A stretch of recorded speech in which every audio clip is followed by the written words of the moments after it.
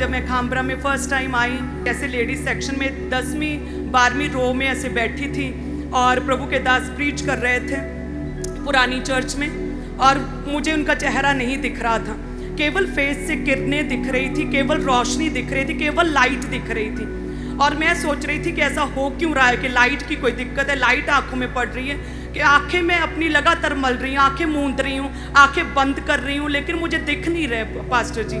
और उसके बाद जब न्यू पीपल काउंसलिंग हुई तब परमेश्वर के दास मुझे दिखे, तब मुझे दर्शन हुए थे परमेश्वर के दास के। सेम एक्सपीरियंस, वो मूसा जैसे परमेश्वर के साथ उसने पहाड़ी पर जब समय बिताया, तो जो उसके मूसा के चेहरे से जो किरणें दिख रही थी, जो यहूदी और जो इजरायली देख नहीं पा रहे थे किरणें, वो एक्चुअल में इसलिए नहीं था कि मूसा बहुत सुंदर था या उसी की अपनी ही लॉ थी जो इजरायलियों को वो देख नहीं पा रहे थे। वो परमेश्वर के साथ बिताया हुआ समय था, वो परमेश्वर यहोवा के साथ जो मूसा समय बिताया, वो परमेश्वर का नूर था जो उसके दास मूसा पर था।